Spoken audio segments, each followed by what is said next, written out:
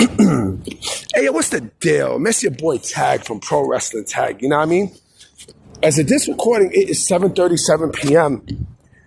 Saturday, March 14th, 2026. But the upload time and day, to this is actually Sunday, March 15th, 2026 at 4 p.m. Now, I mean, this is the second video of the day. You know what I mean? I decided to make this video right before I head to the Bronx. You know what I mean? I just walked out my apartment and shit. You know what I mean? So right now I'm getting ready to hit the A train and transfer to the 4. You know what I mean? Because I got to go see somebody. Then I got to come back to Fort Greene. You know, actually I got to go back downtown Brooklyn and where my mom lives and shit. You know what I mean? And watch Wild Women of Wrestling.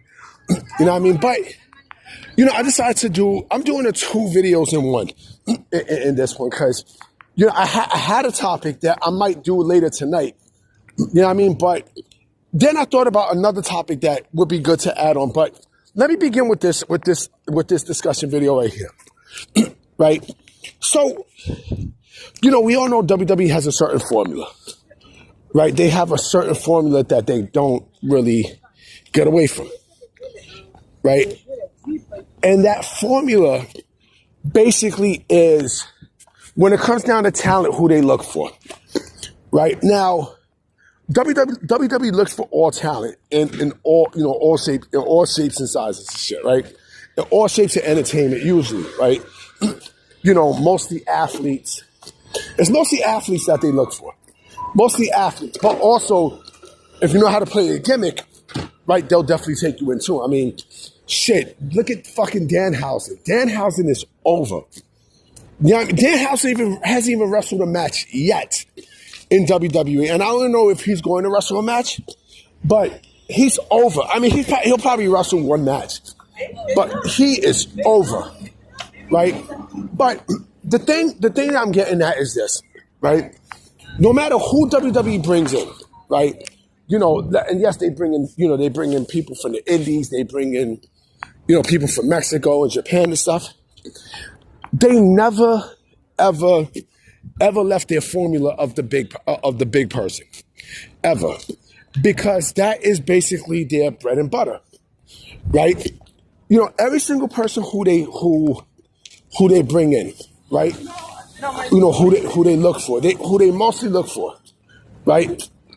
Their whole eyes, their vision, honestly is big people, big muscular people, right? That's always been their bread and butter. You know what I mean? Like, yes, you got your flippy wrestlers and you got your indie standouts and such, right? But they always put the big person, on front line, always on front line, always. I mean, shit, the three main people who is fit for this new generation: Braun Breaker, Obafemi, and Trick Williams, right? All big people, right? All 3 used to play football, right? I think Obafemi did the shot put, but from what I understand, he also played football too. But you get what I'm saying, right? They that's who they really, really, really look for, like the big guys and such, right? I mean, when they brought in Powerhouse Hobbs, right? I mean, look, me personally, I don't know what's going on with the whole. It seemed like, I'll be honest with you, on a side note, it seemed like ever since the age thing happened, ever since the age controversy happened, it seemed like his momentum has slowed down because of that. And now I'm hearing that, he's going to tag with Jelly Roll at Mania. I'm like, I don't know about that one. I don't know. But WWE never left their formula. This is a formula that they've always used for centuries, right? Not even centuries. Yeah, for decades, actually. They always go for the big guys because that's what they look for. The big guys and big girls, right? The big guys and big girls. And again, that's actually what's supposed to be. You know what I mean? WWE never left their eyes off of, they never left their eyes off of the big person. Never. Never. You know what I'm saying? This is why people like Brock was dominant. Cena was dominant. Batista was dominant. You know what I'm saying? Like, those guys were dominant, even a little bit before that. The Scott Halls, the Kevin Nash, the Hogans, the Rocks. Like, those guys were always dominant. Yes, you had like the CM Punks and you had the Daniel Bryans and shit, and the Cody Rhodes, but, it's always the muscular guys, always. Because that's pretty much that's what basically represent their whole, their whole shtick, right? Like, that's what they look for in a pro wrestler. Shit, even Drew McIntyre, right? Even like when they look for big guys in the indies, right? When they look for guys in the indies, like, yeah, they'll get the small guys and such, but it's always been the big guys. Always. It's always been the big guys and the big girls. The muscular ones, right? And so this is, like, that formula never left, and they continue to do that formula. Speaking of big guys and such, right? Well, this guy's not really a big guy, but this is the thing that also came to my mind where I kind of, put the other discussion I had to the side for this one, because there's something I wanted to bring up.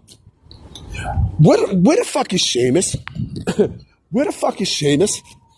Where's Sheamus? The thing I heard about Sheamus was that he was getting surgery. I mean, he was getting surgery. I think that's why he pulled out of the John Cena tournament, right?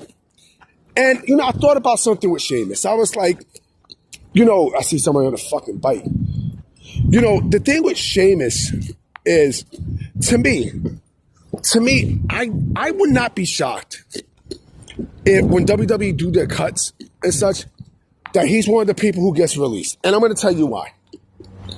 Sheamus been in WWE for, I think since 2009? If I'm not mistaken, I think. Yeah, since 2009. And he's accomplished a lot since then. Okay? Like, he's almost 20 years in the company. Almost. You know what I mean? Like, he's almost been there. He's been there for almost 20 years.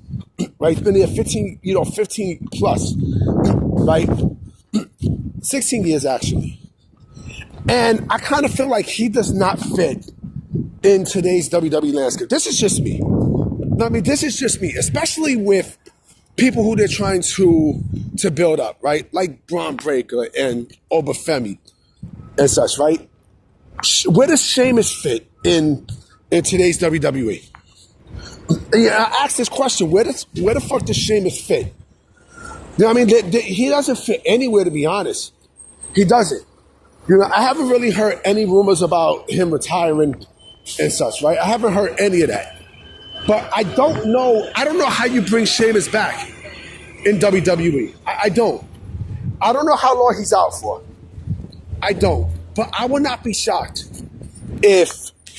I honestly would not be shocked if he's one of those people who get, who actually gets released.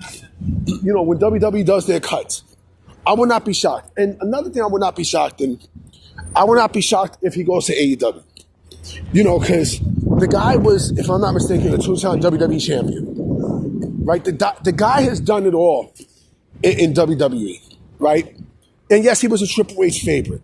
Right? He pretty much was, he's a Paul Levesque. He's a Paul Levesque guy. He's a Triple H guy. Right? But Vince loved him.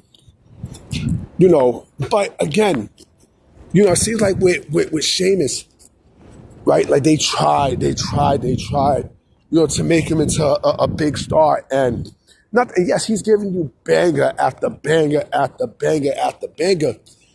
But this is a whole new WWE. There's a whole new WWE. They're bringing in crops of people. Crops, okay? They're bringing in crops of new people, especially from AEW, right? Again, where the fuck do you put Sheamus? Where do you put Sheamus? You really can't put him anywhere at this point. You know what I mean? Like, there's nothing you can really do with Sheamus at this point. There's nothing. let's say you bring him back, right? What are you going to do when you bring him back? What are you going to do? You know, where are you going to stick him in? Huh? Where are you going to put him at? What the fuck? Yo, hold on for a minute. Yeah, I'm sorry. Like, I had to pause this because I'm hearing screaming and shit. You know what I mean? And I forgot that they got March Madness. Like, I'm right here across the street. You know what I mean? Right there at LIU. You know what I mean? I forgot that, because it's March Madness and shit. You know what I mean? That, it's super noisy. It's mad college kids and shit. You know what I mean? But, I mean, and I also know that St. John's is playing Seton Hall. You know what I mean? To get into the NCAA tournament. For March Madness and shit. But fuck that. Going back to what I was saying. Where the fuck can you put Sheamus at? I asked that question. Where does Sheamus fit in today's WWE? He don't fit nowhere in today's WWE. Again, especially with people who they're trying to bring up. Shit, like I said, they're trying to build up over Femi. They're trying to build up over Femi, right? What are you gonna do? You're gonna pair Sheamus back with Rusev? Doesn't make sense. It does not make sense. This is what I think will happen, right? I think before the end of the year, Sheamus will probably get released by WWE, maybe, and then he'll probably go to AEW and reunite with Claudio Castagnoli to reform the Bar. Know what I mean? And I think Sheamus as a tag wrestler is better. Not to say that he's not. Yeah, he sucks by himself because he's great by himself. Ain't shit. They would have made him a 2-time WWE champion for if that was the case. But I think as a tag wrestler, he fits better. Know what I mean? I think he fits way better. But again, like where the fuck do you put? And the same thing for Apollo Crews too. You know what I mean? It seems like Apollo Crews is not. I mean, I don't know if he's really active in AAA. You know what I mean? I don't know if he's really, really active. But he's another person who I also would not be shocked if he gets released. And again, as we're talking about the big guys, I think with Apollo Crews, and I might make a video on Apollo Crews as, one of WWE's biggest failures to not take full advantage of, because I have a lot to say about that, But anyway, I'm about to be out, you know what I mean? I will come with another video later tonight. So I'm going to holler at y'all. Peace.